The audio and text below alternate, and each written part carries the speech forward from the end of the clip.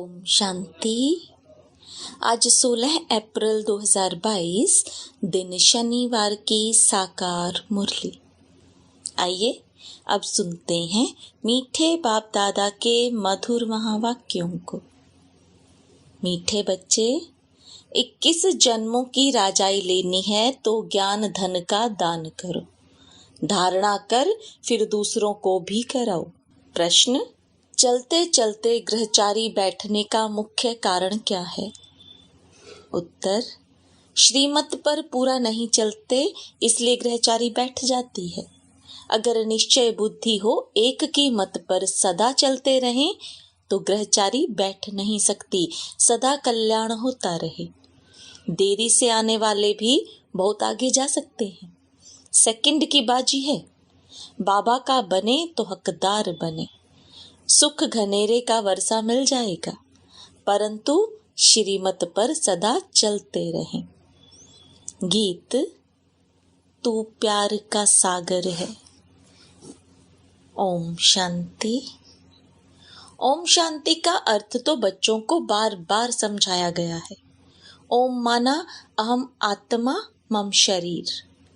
बाप कहेंगे ओम, अहम अर्थात अहम आत्मा सो परमात्मा। उनका शरीर नहीं है क्योंकि वह तो सबका बाप है। तुम ऐसे नहीं कहेंगे हम आत्मा सो परमात्मा।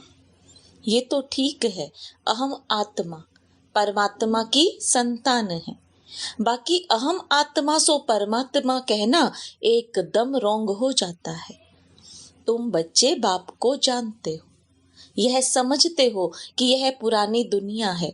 नई दुनिया सतयुग को कहा जाता है, परंतु सतयुग कब होता है यह वह बेचारे नहीं जानते। समझते हैं कलयुग तो अभी बाकी 40,000 वर्ष है। तुम बच्चे जानते हो हम श्रीमत पर अब नई दुनिया स्थापन कर रहे हैं। बाप कहते हैं मैं तुम्हारे द्वारा नई दुनिया स्थापन करा रहा हूँ, तुम्हारे द्वारा विनाश नहीं करवाता। वही तुम शिव शक्तियां प्रजापिता ब्रह्मा की मुख वंशावली अहिंसक शक्ति सेना हो। तुम ही हो जो बाप से वर्षा पाने के अधिकारी हो। तुम ब्राह्मणों को ही श्रीमत मिलती है। तुम काम विकार को जीतते हो। तभी उनसे पूछा जाता है कि अगर काम विकार पर जीत पाई हो तो बाप से मिलना। मातेले और सोतेले होते हैं। मातेले कब विकार में नहीं जा सकते। अभी हमको बाप मिला है जो ज्ञान का सागर है। कृष्ण को ज्ञान का सागर नहीं कहेंगे। शिव बाबा की महिमा और देवताओं की महिमा एकदम अलग है। देवताओं की महिमा है संपूर्ण निर्विकारी। शिव बाबा को कहा जाता है मनुष्य सृष्टि का बीज रूप, सत्य चित्त आनंद स्वरूप ज्ञान का सागर। यह शरीर पहले जड़ होता है, फिर उनमें जब आत्मा प्रवेश करती है तब चैतन्य बनता है। यह मनुष्य सृष्टि रूपी झाड़ की उत्पत्ति कैसे होती है यह सिर्फ बाप बीज रूप ही जानते हैं। वह तुमको ज्ञान दे रहे हैं। बाबा कहते हैं तुमको थोड़ा भी ज्ञान देता हूं तो तुम पुरानी दुनिया से नई दुनिया में चले जाते हो। उनको ही शिवालय कहा जाता है, शिव बाबा द्वारा स्थापन किया हुआ स्वर्ग, जिसमें चैतन्य देवताएं निवास करते हैं।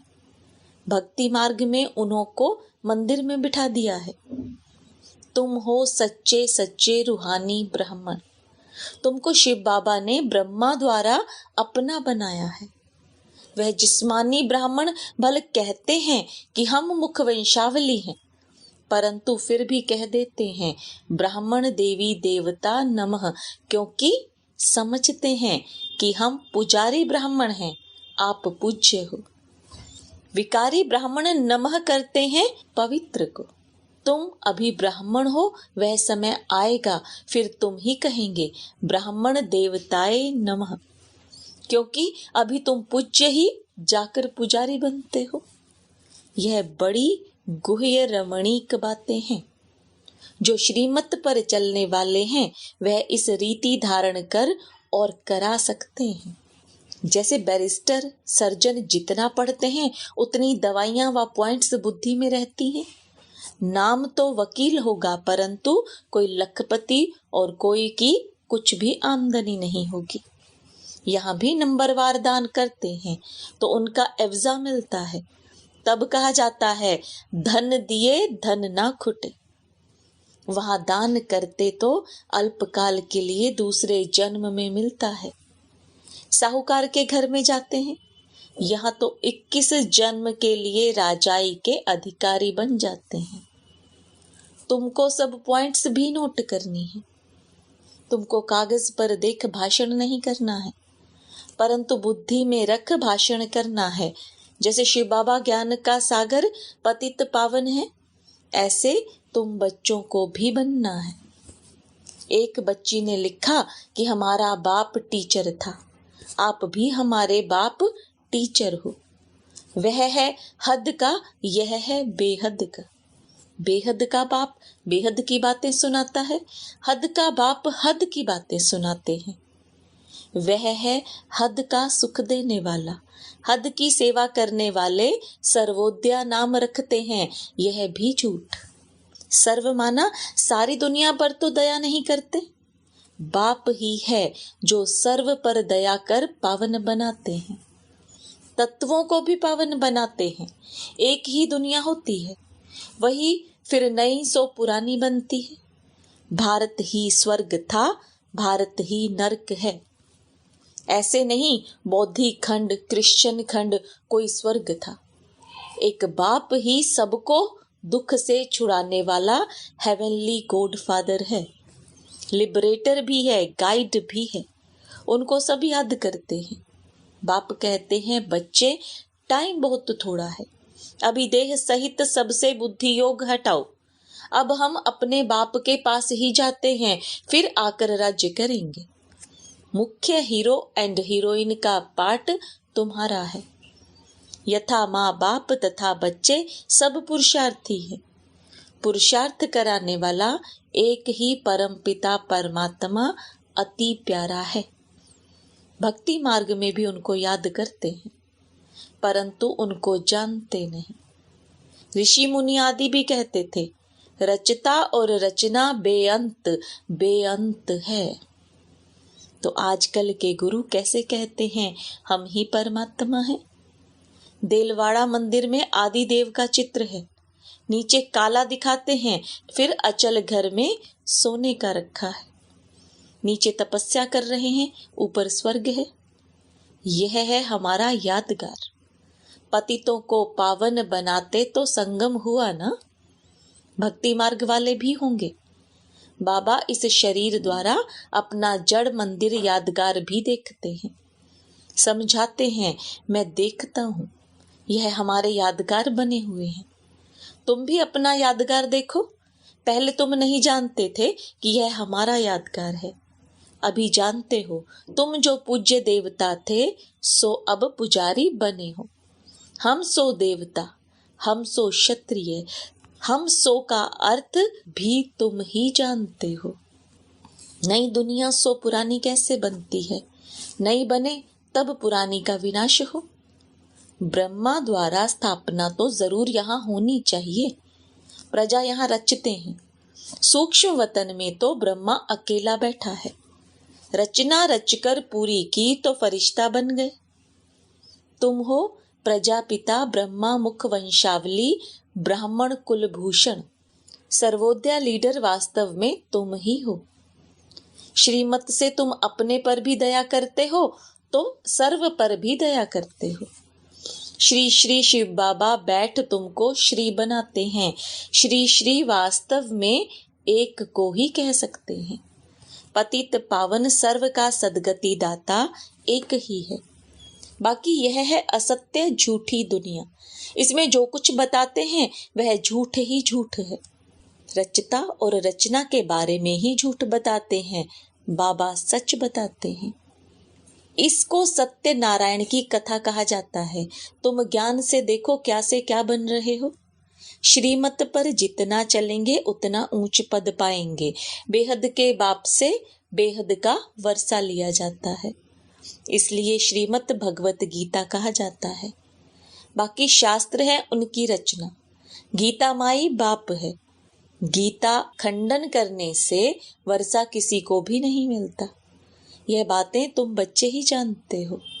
ऐसे भी नहीं कि जो पुराने हैं वही होशियार होंगे। कई नए पुरानों से भी दिखे जाते हैं। देरी से आने वाले भी ऊंच पद पा लेंगे। सेकंड की तो बाजी है। बाबा का बना और हकदार बना। अगर कोई ठहर नहीं सकते तो बाबा क्या करे। निश्चय बुद्धि हो, श्रीमत पर चले तो बस। जैसे उस कमाई में दशा बैठती है, वैसे यहाँ भी दशाएं बैठती हैं। ग्रहचारी भी बैठ जाती है, क्योंकि श्रीमत पर नहीं चलते। बाकी है बिल्कुल सहज बात। बाबा मम्मा का बच्चा बना तो सुख घनेरे का वर्षा मिलता है। एक की मत पर चलने से ही कल्याण है। जिसको तुमने आधा कल्प याद किया, अभी वह तुमको मिला है तो उनको पकड़ लेना चाहिए। इसमें मूंझते क्यों हो। बाबा कहते हैं, फिर से ड्रामा अनुसार राज्य भाग्य देने आया हूँ। मेरी मत पर चलना होगा। बुद्धि से मुझे याद करो और कोई तुमको तकलीफ नहीं देता हूँ। स्वर्ग का वर्षा भी तुम पाते हो। कल स्वर्ग था, आज नरक है, अभी फिर स्वर्ग बनना है। कल यहाँ मालिक थे, आज बेगर बने हैं। प्रिंस और बेगर बनने का यह खेल है। कितनी सहज बात है। देही अभिमानी नहीं बनते, इसमें ही मेहनत है।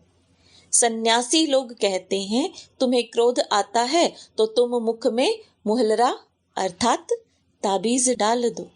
यह दृष्टांत सब इस समय के हैं। भ्रमरी का मिसाल भी यहाँ के लिए है। विष्टा के कीड़े को आप समान बनाती है, कमाल है। बरोबर इस समय सब विष्टा के कीड़े हैं। उनको तुम ब्राह्मणियां भूं भूं करती हो। कोई तो ब्राह्मणी या ब्राह्मण उड़ने लायक बन जाते हैं, कोई शूद्र का शूद्र रह जाते हैं। सर्प का मिसाल भी यहाँ का ही है। तुम अपने को आत्मा समझो। यह पुरानी खाल उतार, सत्युग में नई खाल लेनी है। बाप है ज्ञान का सागर। गीता कितनी छोटी बनाई है। श्लोकों को कंठ कर लेते हैं। सब लोग उन पर फिदा हो जाते हैं। गीता पढ़ते पढ़ते कलयुग का अंत आ गया है। सदगति किसी को भी नहीं मिलती। तुमको थोड़ा ही ज्ञान देता हूँ, तुम स्वर्ग में चले जाते हो। कितना मीठा बनना है। धारणा करनी है। विचार सागर मंथन करना है। दिन में धंधा करो, बहुत कमाई होगी। सवेरे सवेरे आत्मा रिफ्रेश होती है। बार बार अभ्यास करने से आदत पड़ जाएगी। अभी जो करेगा वह ऊंच पद पाएगा। निश्चय बुद्धि विजयंती, संशय बुद्धि विनशंति। बेहद का बाप मिला है, इसमें संशय क्यों लाऊं। शिव बाबा विश्व का मालिक बनाते हैं, उसको क्यों भूलना चाहिए। इन ज्ञान रत्नों से बड़ा प्यार होना चाहिए। महादानी बाप तुमको विश्व का मालिक बनाते हैं।